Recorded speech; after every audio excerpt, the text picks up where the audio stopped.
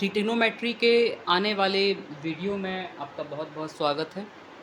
8.1 हम लोग सॉल्व कर रहे थे, उसका 6 सवाल आज हमें लगाना है। बहुत से बच्चों ने मुझे होमवर्क दे दिया है, बहुत से बच्चे देंगे। क्वेश्चन नंबर 6 वाला कहता है कि अगर कोई राइट एंगल ट्रायंगल में कॉस ए और कॉस बी की वैल्यू बराबर हो तो प्रूफ करो कि जो एक्यूट एंगल ए और बी आप अलग अलग ले रहे हैं तो वो आपस में बराबर हैं। कहने का मतलब ये है कि राइट एंगल कौन होगा अगर ए एंड बी अगर आपके एक्यूट एंगल हैं तो ऑब्वियस सी, राइट। चलो सबसे पहले अपन ड्राइंग बना लेते हैं। ये रहा हमारा राइट एंगल, ठीक है। आपको प्रूफ करना है कि ये जो ए और बी है वो बराबर हैं, ये प्रूफ करना है। एंगल ए और बी बराबर हैं। अगर ये ए है ये बी है, ये कौन होगा? राइट एंगल होगा सी, है ना। आप जानते हैं कि कॉस ए की वैल्यू होती है बेस अपॉन हाइपोटेनियस और कॉस बी की वैल्यू भी होती है बेस अपॉन हाइपोटेनियस। ए के रिस्पेक्ट में बेस उसका लगा हुआ होगा यानी AC होगा और पर हाइपोटेनस तो AB ही होगा, राइट। B के रिस्पेक्ट में कॉस B बेस हमारा BC होगा और हाइपोटेनस हमारा AB ही होगा। ये बात समझ में आई? उस चार्ट को देखो जो मैंने बताया है। आगे हम बढ़ते हैं। As per some cos A की वैल्यू कॉस बी के बराबर है, तो इनकी जो वैल्यूज़ होंगी वो बराबर हैं, right. AC divide by AB, BC divide by AB। फर्ज करो कि मैं ये जो AB है इसको मैं इधर पे क्रॉस मल्टीप्लाई कर दूं तो आपका हो जाएगा BC multiply by AB divide by AB। AB से AB कैंसिल हो सकता है, तो हम इस डिनोमिनेटर से इस डिनोमिनेटर को भी काट सकते हैं, अलग कर सकते हैं, राइट, क्योंकि इक्वल हैं।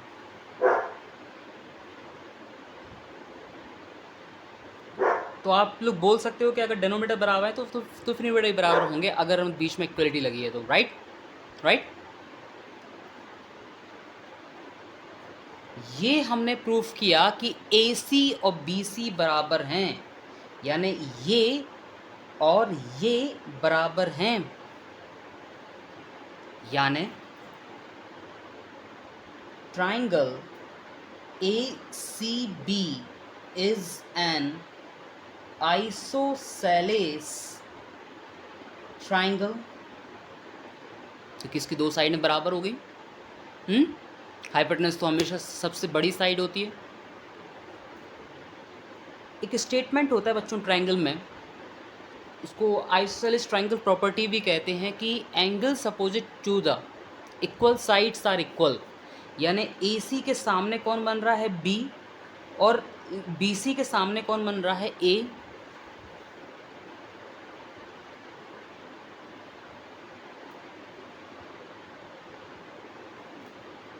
यहाँ लिख दो angles opposite to the equal side are equal. True है ना। ये प्रूव्ड हो गया, ये प्रूफ करना था आपको। मैं खुद मना करता हूँ, ठीक है। ये प्रूव हो गया, डन, राइट। मैं इसका PDF भेजूँगा आज, देख लेना आप लोग, भेज भी दिया होगा। इसके पश्चात क्वेश्चन 7 जो है वो कहता है कि कॉट थीटा का मतलब अगर 7/8 है, यही तुम्हारा थीटा वाला कॉन्सेप्ट आ गया जो तुमने कल होमवर्क सबमिट किया है मुझे। Cot theta equal to 7/8। So evaluate करो ये दो वैल्यूज़। बहुत ही शानदार क्वेश्चन है, ठीक है। एग्ज़ाम में मैं तो दूंगा, ठीक है, उनका नहीं पता मुझे।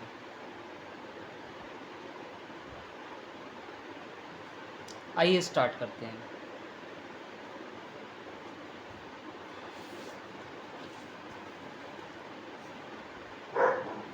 क्वेश्चन नंबर 7 में वो बोलते हैं कि कॉट थीटा की वैल्यू 7/8 है।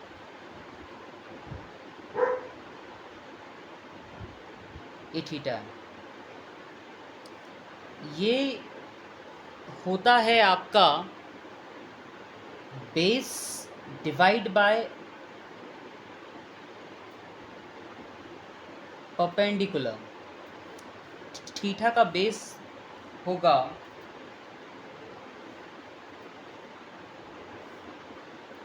BC डिवाइड बाय AB, ठीक है। तो आपने लेट कर लिया BC equal 7x, perpendicular AB equal 8x। आप लोग लिख लें ना BC के बाजू में, मतलब ब्रैकेट में, मैं यहाँ लिख दे रहा हूँ।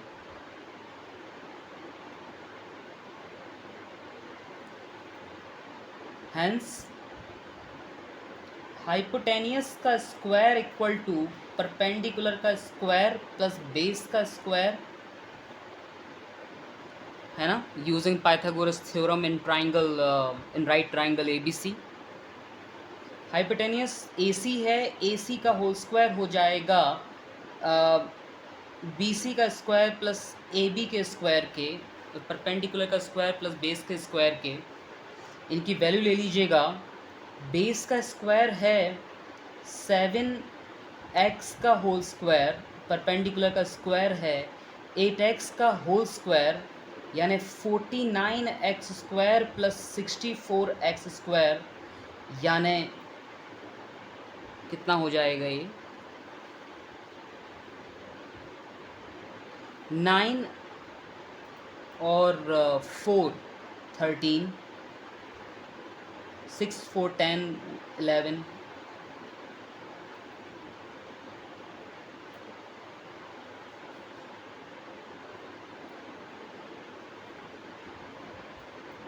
रूट उस तक चला गया, है ना।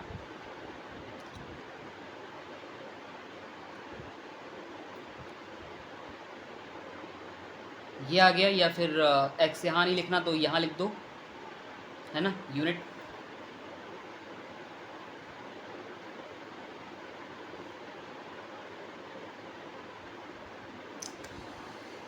सवाल में साइन यूज़ हुआ है, कॉस यूज़ हुआ है और कॉट यूज़ हुआ है। एक बार में निकालो। वैसे कॉट तो आपको दिया हुआ है, ज़रूरत नहीं है। Sine theta equal to perpendicular divide by hypotenuse. Perpendicular theta का होगा AB डिवाइड बाय AC, थोड़ा सा नीचे, राइट। चलो, AB कितना है 8x, और हाइपोटेनियस AC कितना है √130। तो AB is 8x 113,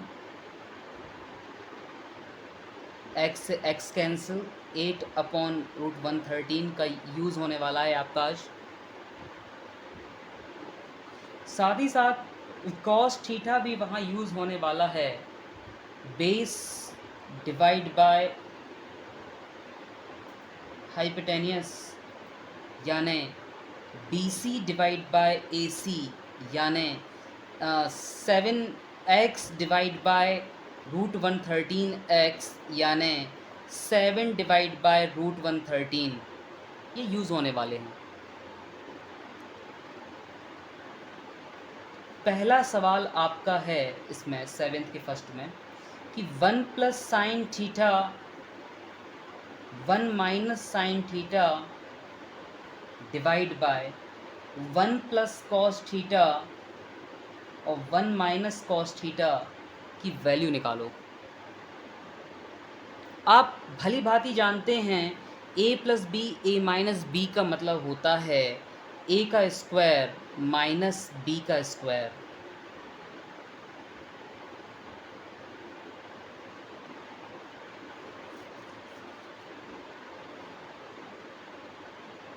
one a plus B A minus B का मतलब होता है a का स्क्वायर माइनस बी का स्क्वायर।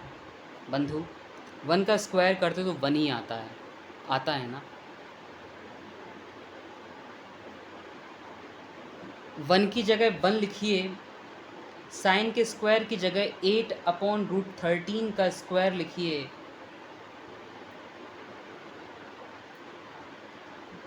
अपॉन में जगह नहीं है, मैं यहाँ लगा देता हूँ अपॉन ऐसा। 1 माइनस 7/113 का स्क्वायर। इसको जब सॉल्व करोगे तो आपका आएगा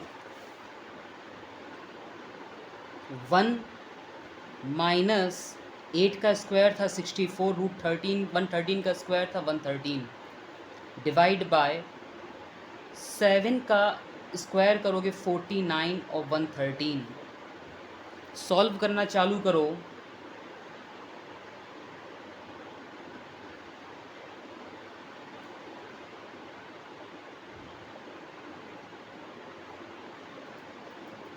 इतना आ जाएगा।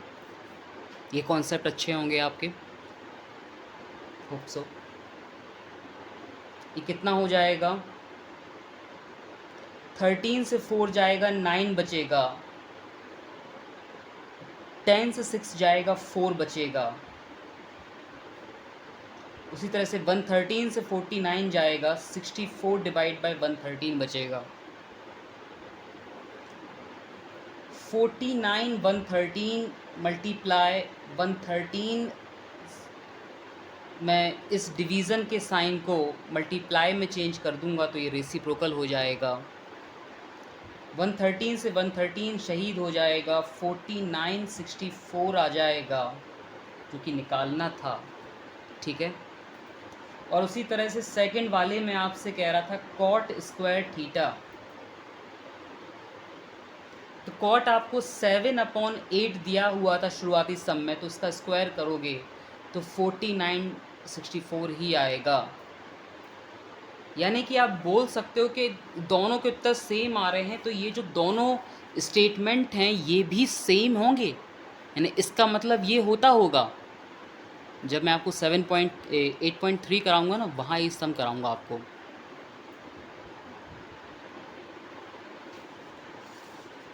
अभी फ़िलहाल को हम चलते हैं आपके साथ 8th सवाल के सफ़र पे। कहते हैं कि 3 cot A = 4 then cot A = 4/3। Same सवाल है, आपको tan की ज़रूरत पड़ने वाली है, cos और sin की ज़रूरत पड़ने वाली है और नॉट, मतलब आपको चेक करने वो बोल रहा है क्या इक्वल है या नहीं है। ठीक है, इस वीडियो का आखिरी सवाल होगा ये। ठीक है, मैं 9th वाला आपको होमवर्क में दूंगा ये दोनों सवाल। आपको tan की वैल्यू दी हुई है, आपको sin cos लगेंगे आपको A और C के फॉर्मेट में। ठीक है, अलग अलग उसको निकालना, वैल्यू रखना। नहीं बनेगा तो बताना।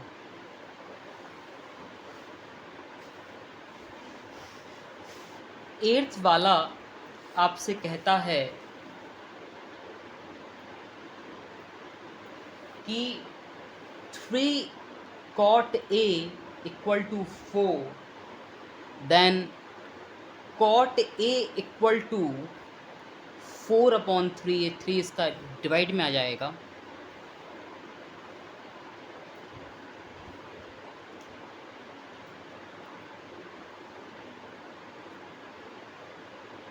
ये ले लें ए, ये ले लें बी, ये ले लें सी। कॉट की वैल्यू होती है बेस अपॉन परपेंडिकुलर। ए का बेस होगा ए सी, परपेंडी होगा ठीक सामने बनने वाला साइड। आप लेट कर लेते हैं ए सी और बी सी को, जो कि रेस्पेक्टिवली आपके बेस और परपेंडिकुलर हैं in the respect of A, not in the respect of B, right. Other acute के रिस्पेक्ट में तो जस्ट अपोजिट होंगे वो। यही कॉन्सेप्ट आपका 9th में लगेगा, वॉच आउट, संभल के। 4x और 3x आपने इसको सपोज कर लिया है हाइपोटेन्यूज का स्क्वायर इक्वल टू बेस का स्क्वायर प्लस परपेंडिकुलर का स्क्वायर होता है। वैल्यू रख देंगे आप ए सी और बी सी।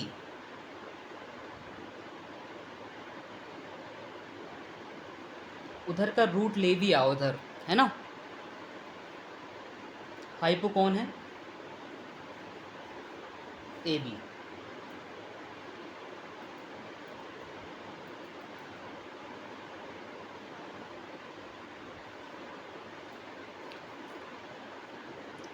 वैल्यू रखो ए सी एंड बी सी। कितना हो जाना है? 16x square and 9x square का रूट, यानी 25x स्क्वायर। तो ए बी आ जाएगा 5x, है ना। ये कौन आ गया आपका? हाइपोटेन्यूज आ गया। ज़रूरत पड़ने वाली है सिर्फ ए की। They have not talked about C, clear, और बी। तो कह रहे हैं कि चेक करो, तो आपको इसमें ज़रूरत पड़ने वाली है tan की,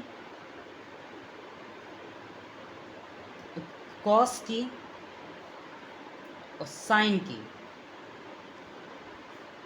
मन में दोहराओ कि tan होता है परपेंडिकुलर अपॉन बेस, cos होता है बेस अपॉन हाइपोटेनियस। मन में दोहराना पड़ेगा बार बार, तब जाके याद होगा। साइन होता है परपेंडिकुलर डिवाइड बाय हाइपोटेनियस।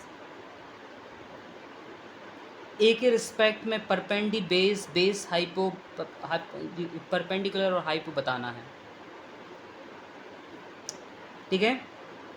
तो परपेंडिकुलर और hypo, B C upon A B, ठीक है। Base A C upon A B, perpendicular upon hypotenuse B C upon A B. A B you got 5,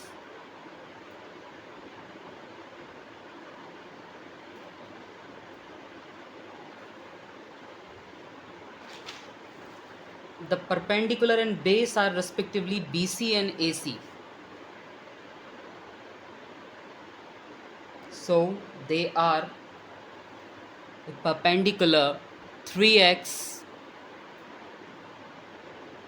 and base 4x.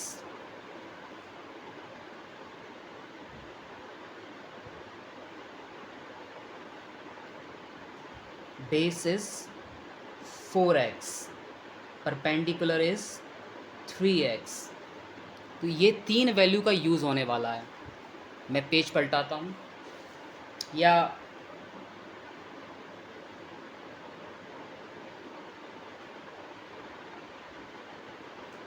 to prove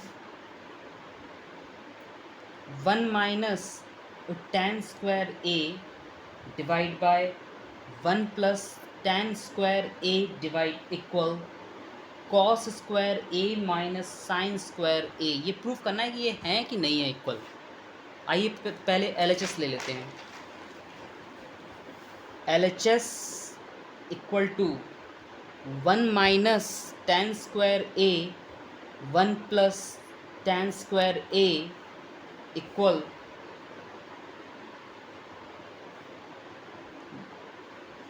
tan की value कितनी थी? 3/4 थी. I hope so you can see.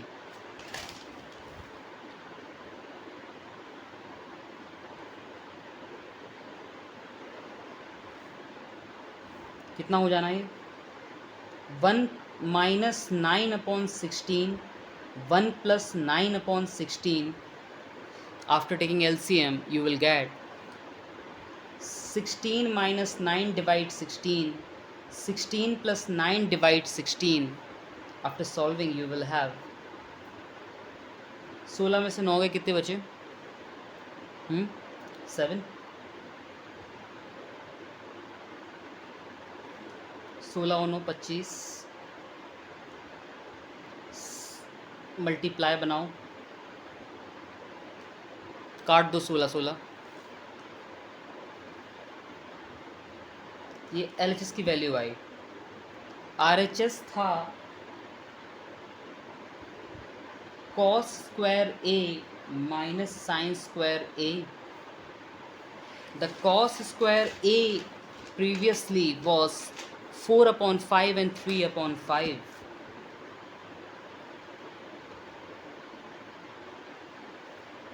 रखो.